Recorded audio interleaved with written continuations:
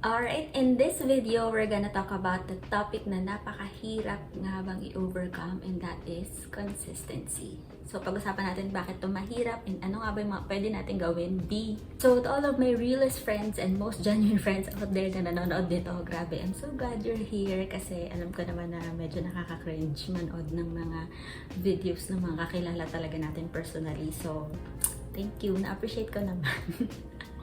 If we're friends on IG, probably nakita nyo tong pinaglalagay ko dito sa bio na sabi ko I put out weekly videos on faith and life with Jesus. Pero hindi natin siya nagagawa, Ma'am Shi.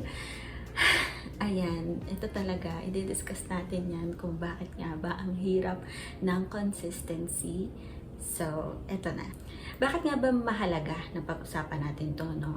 I think it's very important for us to address this issue and this concern, this topic, because there is this high tendency for all of us to beat ourselves up and to be frustrated with ourselves kapag hindi tayo nagiging consistent with the things na gusto natin sana maging consistent about.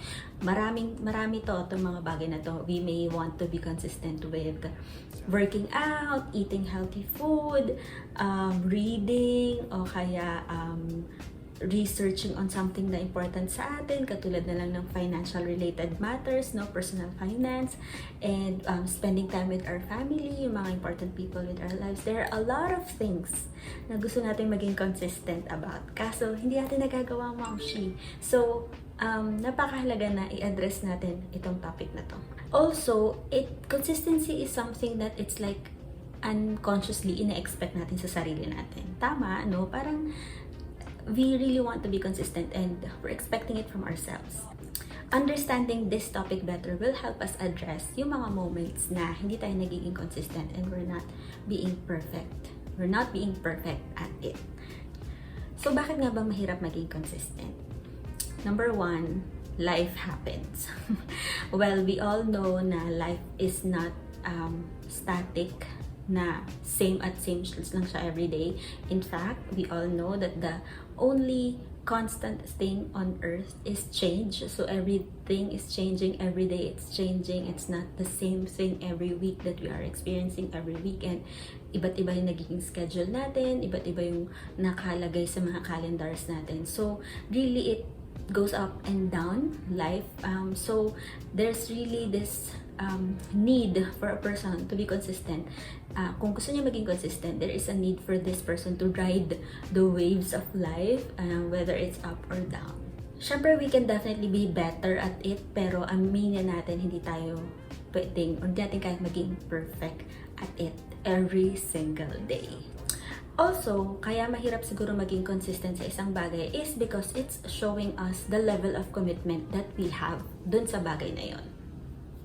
So, kapag nagiging frustrated tayo sa pagiging consistent natin sa isang bagay, instead na, alam mo yun, ma-frustrate lang talaga tayo, why not let's make it a learning experience for ourselves, no? Let's learn about ourselves in that frustration, na it could show us na possibly, number one, are we really doing something that's valuable for us, and are we really committed into doing it? Or pangalawa, does our frustration show us na it's really important to us? So kung talaga na-frustrate tayo about it, it's a signal to us na talagang mahalaga sa atin itong ginagawa natin. And it can mean that we just need to do some tweaking or some changes in what we do so that we can continually be consistent nga dun sa ginagawa natin. And also, it's also showing us probably na hindi pa tayo nakapag-set up sa buhay natin ng workflow or ng system that will enable us to be consistent in that thing. So how do we deal with inconsistency? Number one, I think we need to acknowledge that we are all humans and that it's perfectly fine and perfectly normal to fail at some times or in some weeks, to not really be always 100% at it. So, sabi nga nila, there is freedom in acceptance, and acceptance is the key that we are humans.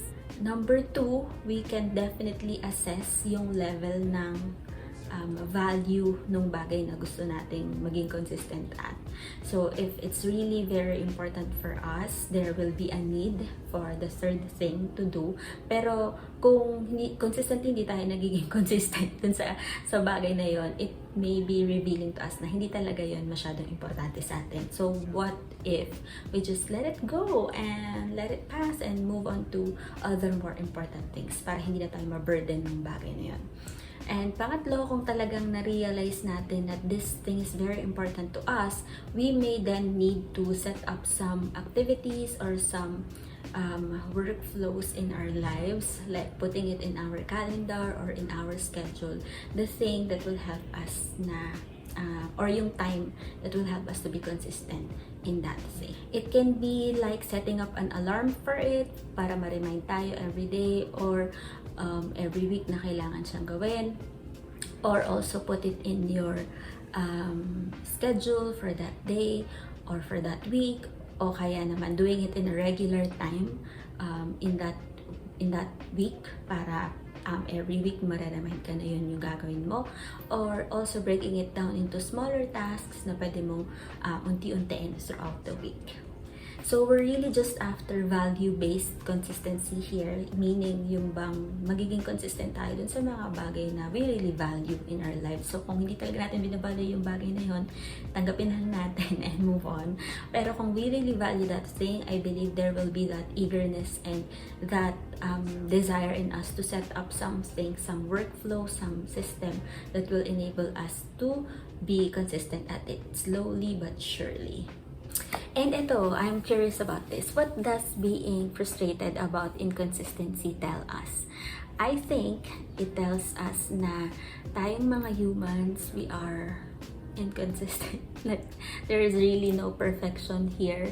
And I believe it also shows us yung appreciation natin for consistency. Like subconsciously or unconsciously, we want it, we crave for consistency. And what that allows me to realize is that there is only one constant in our lives, and that is actually the Lord and God. God is He's the same yesterday, today, and forever. So He's the only constant person in this life that we could ever have. And it shows us na we may be inconsistent, we may be imperfect, but He is perfect and He is constant. And all the strength that we need in this life really comes from Him. So ayun, may this something that sometimes frustrate us allow us to learn more about who God is and about ourselves too. Ayun, see you again in the next video. Bye bye.